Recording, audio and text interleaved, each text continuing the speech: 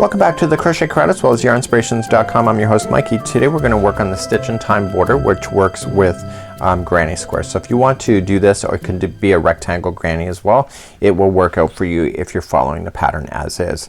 So what we're going to do, we're going to do some peekaboo colors. I call it stitch in time because it reminds me of kind of like stitch work, as it's kind of stitching the border to the, it just looks like it to the actual project. And then we're going to finalize it with a nice thick section, and then we're going to finish it off with some single crochet. So let's start off. We got a number of rows to do in order to do this kind of pattern today, and some of this is, you're going to have to know some knowledge in order to continue for yourself as well, and I'll explain that as we go. So let's begin by creating a slip knot, and so the slip knot is going to go on here, and we're going to slip stitch it to a corner. So let's just attach it with the slip stitch and chain one, and we're going to single crochet into the same one. So the corners for this one here is going to be chaining of two. So 1 and 2, and coming back into the same corner, I want you to single crochet. So here's the thing as we go. We're going to chain one, okay, and we're going to jump to the middle one of the 3, and we're going to single crochet. Chain one, go to the space, single crochet, and you keep doing that all the way across. So chain one and go to the middle, and then chain one and go to the next section, next space. If you hit a corner like I'm about to, then in the corners you're going to apply a single crochet, chain two, and single crochet into the same corner. So what's going to happen is though you see it's solid here, in the original you see that it's jumping, and it looks like it's jumping because the next layer will cover a portion of it to make it look that way. So as we continue, so chain one, go to the middle one of the 3 of the group of 3, chain one, go to the space, and keep doing that all the way around for this round. By the time you get around your afghan, you're just gonna end up in the beginning, and remember you've already done your corner so you don't have to do it again. So chain one and attach it to the first single crochet with the slip stitch and join, and get rid of this color. So that's it.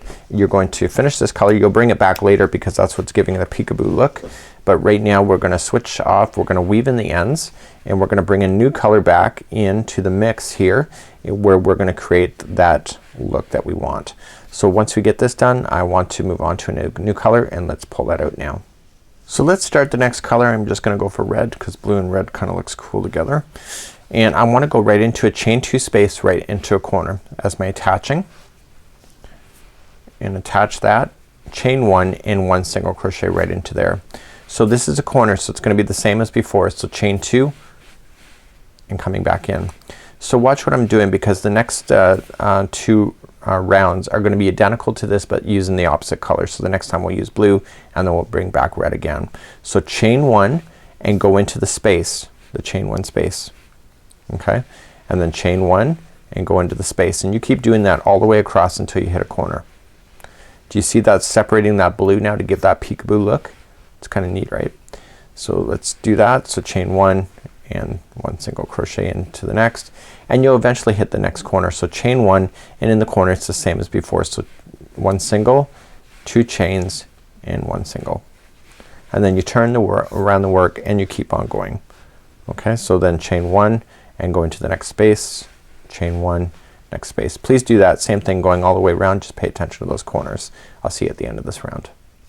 So as you get back around, chain one and jump over in that one, and you're just gonna slip stitch to the beginning, single crochet. So you're just gonna fasten off like you had before. You're gonna bring back blue again. We're gonna start off in the corner. So I'm now bringing blue back. Again, we're gonna start off in the corner like we had before, and this is gonna create those peekaboo looks. So going right into the corner, into the chain two space. Okay, I wanna make sure I get everything in there so it matches everything perfectly. Attach it with the slip stitch, chain one and one single back into that same one, and then followed by chain two, 1 and 2, and then single back in. So there's your new corner. So let's chain one, and we keep jumping spaces. So just jumping over, going into the chain one space. See, the red just got divided up because of the way that we're doing it, and so it's really quite an easy process. So in the corners again, single crochet, chain two, single crochet. So what I want you to do is I want you to finish this round and do one more level of red, and then we're going to then work on another concept then to a nice thick border. So please finish this round and next. Okay, when I last left you I had you do those 2 rounds, so you can see that you got 2 layers of blue, 2 layers of red. So now we're gonna start off with doing some treble work, and the treble is the nice big border, and I'm just gonna show you how to do this part, and then I'm gonna leave the last round for you to do on your own. So you're just gonna go into a chain 2 space right in the corner, and you're gonna attach your new yarn. Okay, and I would do an accent color or whatever that's gonna be quite bold, and you're going to attach it with a slip stitch and then chain 4. So that counts as a treble. So 1, 2, 3 and 4. So I need you to do 5 more trebles into that same one. Okay, so wrapping that hook twice and going in and trebling.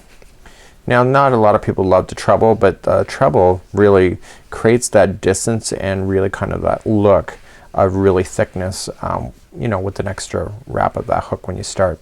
So with that chaining of 4 plus these other trebles, you should have a total of 6 into each of the corners when you hit the corner. Okay, so there's a chain, so 1, 2, 3, 4, 5 and 6. So what you're gonna do now is that every space up until you hit the next corner is all gonna have 2 trebles each. So wrapping that hook, going right into the space itself and doing 2 trebles. And you're gonna do that all the way around in those chain in the 1 spaces. Okay, so then you jump to the next space and put 2 more in. So what are you gonna do in the corner when you hit it? You're going to apply 6 trebles like so. So there's no chains at the end of this when you go to do any of the corner work. You just immediately are just filling in the spaces as you go. So what I'm gonna do is that I'm gonna leave that last round for you. So if you look at the original sample that I did, is that you'll notice that I did a layer of this accent color. So I would probably go around with a layer of red. All it is 1 single crochet in each one of the trebles all the way around. So just start off in a corner and then just 1 single crochet in each, going all the way around and then finish that off. So this would be how you would do this border. You can see that this blue and red would be quite amazing if you like that color scheme. I love this color scheme myself. So you can see it kind of does a really amazing look, and you can turn something really quite ordinary into extraordinary with this border. So until next time, I'm Mikey on behalf of the Crochet Crowd as well as yarnspirations.com. Have a great day. We'll see you again real soon. Bye bye.